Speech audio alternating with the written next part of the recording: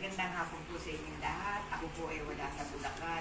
Naririto po ako sa Barangay Santa Lucia. Barangay Santa Lucia. Nakarlang po. Nakarlan. Ngayon ako po yung papasalamat sa maghapon ito.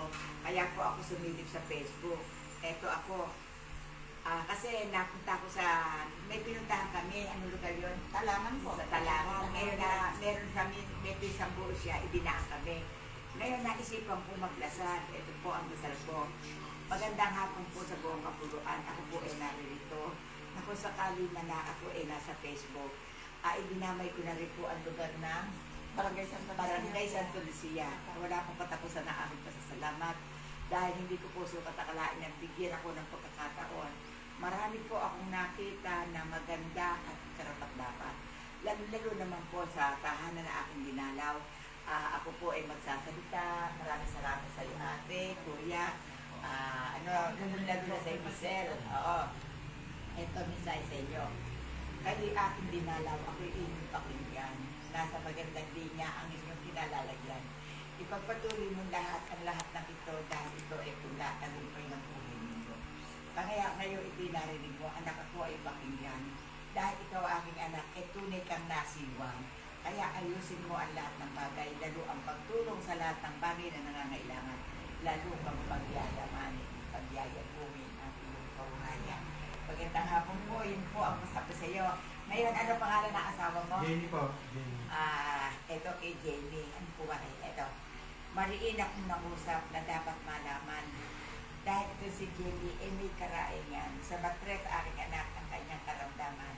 Kaya ngayon binanggit ko, hindi kailangan. Ito, ang asawa mo daw ay may depression sa matres. Ang gagawin mo ngayon, ito, kasama na sa dasal ko, magpakulo na isang litrong tubig. Lagyan ng 10 kalamansi. Lagyan ng sambix na maliit na ganon. Lagyan ng konting asin, 3 sibuyas. Bagong paligo, mga alas 10. Uminom siya ng 2 basong tubig. Pag umihis siya doon, katangay na yung bakterya. Palakpakan nyo. Sa ngalan ng Ama na Anak, Liwanag at Espiritu Santo. Amen.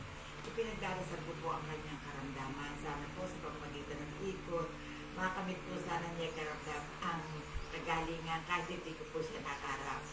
Ama, Imbirin, maraming salamat sa iyo sa subaybay niyo po sa akin na ako po naririto sa Baldinueva po, family. Santa Lucia, Santa Lucia. family, Santa Lucia. Hindi ko po kaya paliwanag ang aking naramdaman kasi po ako po tinawagan mo ito.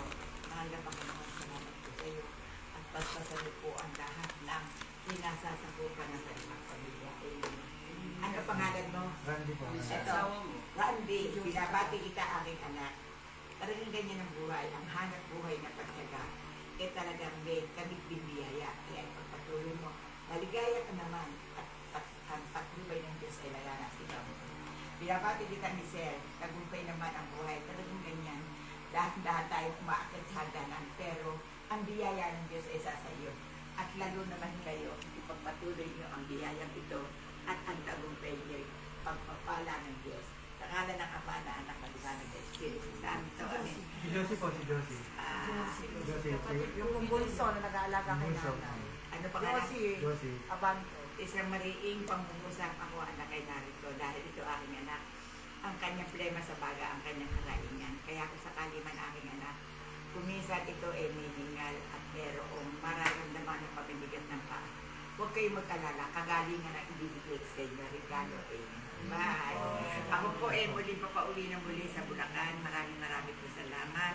Lalo na po sa nagpa-follow up sa akin sa Facebook. Ito lang ako, papauwi na ako. Nakarating na ako sa mission ko. At kikita-kita na ulit tayo bukas. Amen. Bye. Bye-bye.